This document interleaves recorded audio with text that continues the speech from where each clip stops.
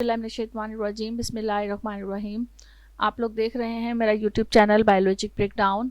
हम क्लास 10 के टॉपिक को जो है वो डिस्कस कर रहे थे। जो आज का हमारा टॉपिक है वो है रोल ऑफ स्केलेटन। हमने स्केलेटन का रोल पढ़ना है। इससे पहले हमने बोन और कार्टिलेज के मुतालिक पढ़ा था, और बोन और कार्टिलेज का डिफरेंस भी जो है वो हमने पढ़ा था कि क्या क्या दोनों के दरमियान में क्या डिफरेंस होता है। तो आज हम जिस टॉपिक को पढ़ेंगे वो है कि स्केलेटन का क्या रोल होता है, यानी स्केलेटन क्या काम कर रहा होता है बॉडी के अंदर। Skeleton provide a rigid framework of the body. ये इसका एक मेन फंक्शन है कि ये बॉडी को एक बाकायदा स्ट्रक्चर प्रोवाइड करता है, एक फ्रेमवर्क देता है। These help to maintain the shape of the body. और इसके साथ साथ ये इसका क्या काम होता है कि ये बॉडी की शेप को मेंटेन करता है।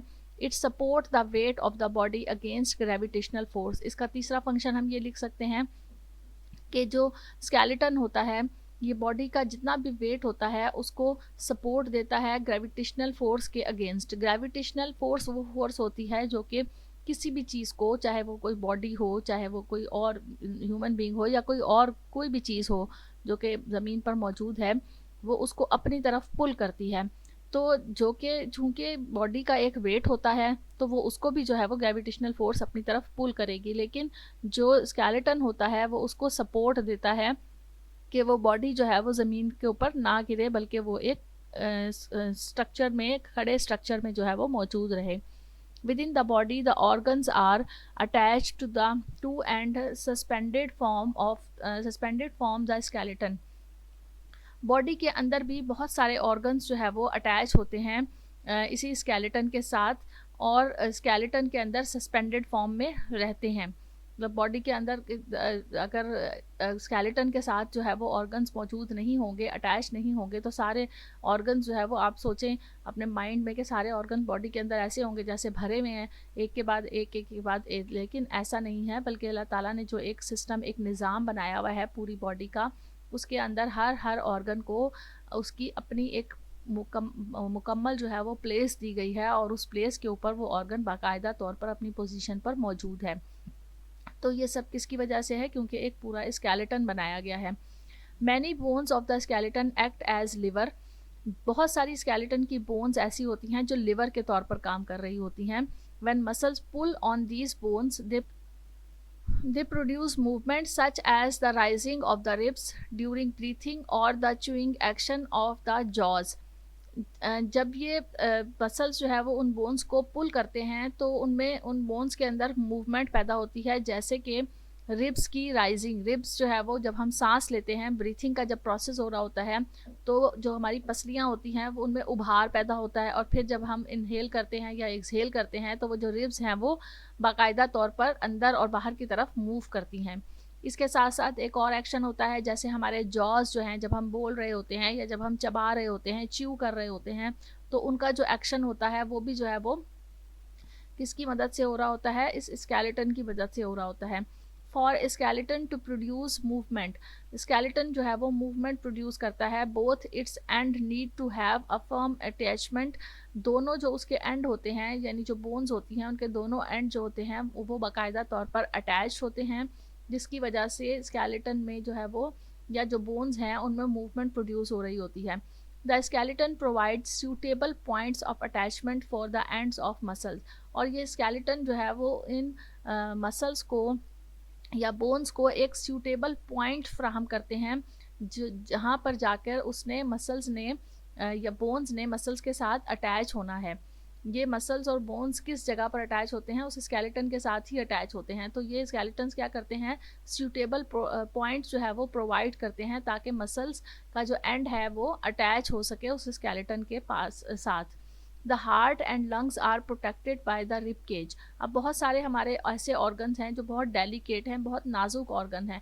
तो वो ऑर्गन्स जो है, जैसे कि हार्ट है, लंग्स हैं, ये बहुत ज़्यादा नाजुक हैं। अगर ज़रा सी भी इंजरी, कोई चोट लग जाए, कोई गिर जाए, तो ये ऑर्गन्स जो है वो डैमेज हो सकते हैं।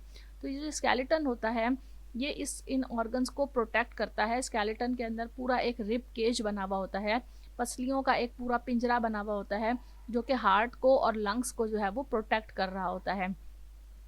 Brain is protected by skull and spinal cord is protected by vertebral column. Brain भी बहुत डेलिकेट पार्ट होता है, ब्रेन पे ज़रा सी भी कोई इंजरी आ जाए तो ब्रेन डैमेज हो सकता है।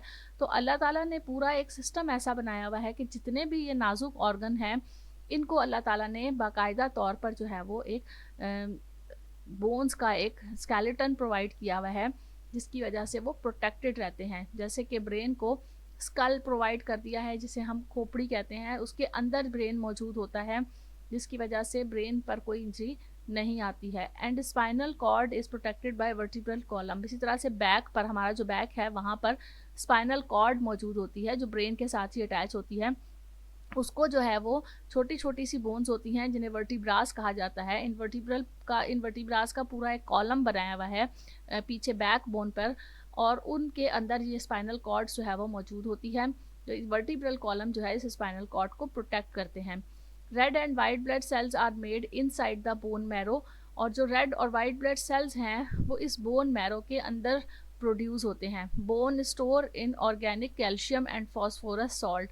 और इसके साथ साथ जो बोन्स हैं, बोन्स तो बहुत जो है वो हार्ड होती हैं, सख्त होती हैं, उनके अंदर ये red blood cells, white blood sales और जितने भी इनऑर्गेनिक कैल्शियम फॉस्फोरस सॉल्ट्स वगैरह होते हैं वो सारे उनके अंदर, उन बोन्स के अंदर स्टोर हुए हुए होते हैं।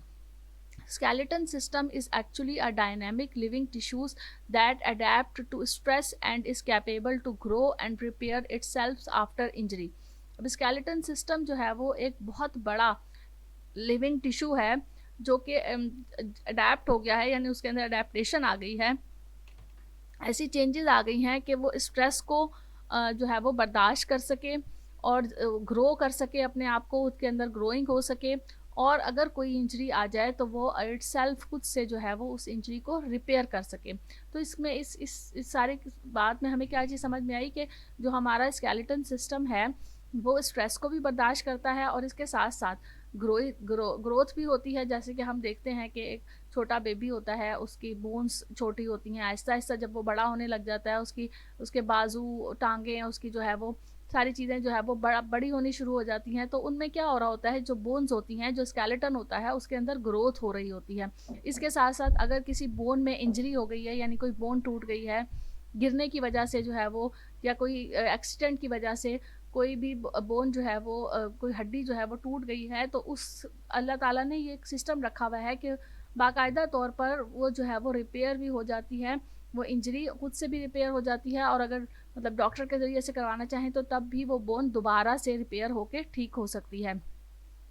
तो ये एक इम्पॉर्टेंस थी, छोटा सा ये एक टॉपिक था जिसमें हमने जो है वो पढ़ा कि स्केलेटन का क्या रोल होता है बॉडी में और उसकी क्या इम्पॉर्टेंस होती है।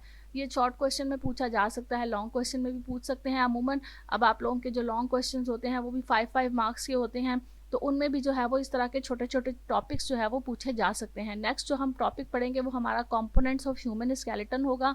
हम पढ़ेंगे कि जो ह्यूमन स्केलेटन है उसको हम कितने कंपोनेंट्स में डिवाइड करते हैं और फिर हम उनको किस तरह से जो है वो पढ़ते हैं। तो नेक्स्ट टॉपिक पे साथ रहिएगा। Thank you so much. अल्लाह हाफिज़।